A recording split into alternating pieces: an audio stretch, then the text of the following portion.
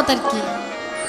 আলেম সাহেবকে সব কথা তার যেমন তেমন, এইবারের কথাটা মনের মধ্যে বেশি ধরছে আর কি। কি কয়, মারফতের ফকির রে ভালোবাসি ঠিকই, কিন্তু ফকির নামের ফক্কর যারা এগরে ঠিকই আগুন জ্বালামু। মানে আগুনে এখন পর্যন্ত ছাড়লো না। সরকার সাহেব, আমিও আলেম রে, আলেম বলেন নায়েবে রাসূল বলেন ভালোবাসি, কিন্তু আলেম নামের জালেম যারা এগরে সাইজ করি, খালি সাইজ সাইজ, হুদা সাইজ করি না, একটা মারি উইরা জায়গা। এই পর্যন্তই রাখলাম। আপনি বললেন মারফত গোপন আর গোপন, কিন্তু আমি হাদিসে প্রমাণ পাই মারফত প্রকাশ। আসলে কি আলেম সাহেব কথার মতো কথা হইল অল্প কথাই বোঝে, আর কসুর মতো কসু হইল অল্প চালে সিজে। ছোট্ট করে বললাম, জবাব দিয়া যাই। আপনি লক্ষ্য করেন, মান আরাফা নাফসাহু ফাকাত আরাফা রাব্বাহু, যে চিনেছে নফসকে সেই চিনেছে আমার রবকে। যে চিনেছে নফসকে সেই চিনেছে রবকে। আমার আল্লাহ মানুষের দেহের মাঝে, মানুষের আত্মার মাঝে বিরাজিত। আল্লাহর কি কেউ দেখছে? না না না, এটা গোপন না। এই গোপন ভেদটাকেই যে প্রকাশ করতে পারে এইটাই মারফত। সহি জবাব। এর চাইতে হাদিসও বুঝি না, দলিলও বুঝি না, নিজের যুক্তি থেকে হাদিস ঠিক রেখে যতটুকু রইল জবাব দিলাম। এইবার সারা স্টেজ তো টুপি মাথায় দিয়া রইল, আর নিজের অভিনয় ফুটায় তুললো।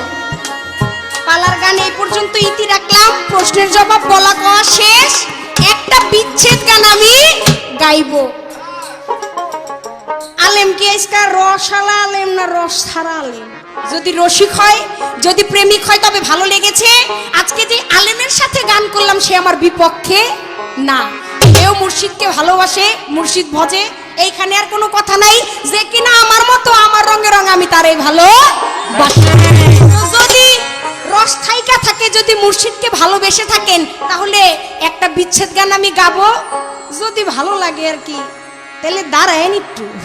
তারপরে আসরে দেখতে পাইতেছি অনেক বাংলাদেশের অনেক বড় বড় শিল্পীরা যারা আজকে আমাদের গান শোনার জন্য এসেছেন। টান একটা দেই, তারপরে দেহি টানের স্রোতের মধ্যে বাইশা ঠাইসা কেউ আহেনি, কে আনতে পারি না।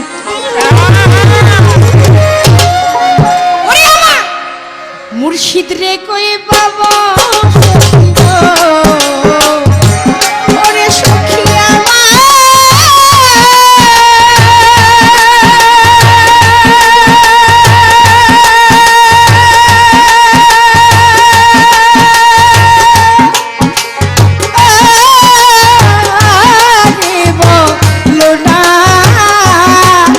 আমার মজিবি রে পাগল মন রে, এই টুপি কিন্তু খুলে হালাইছে।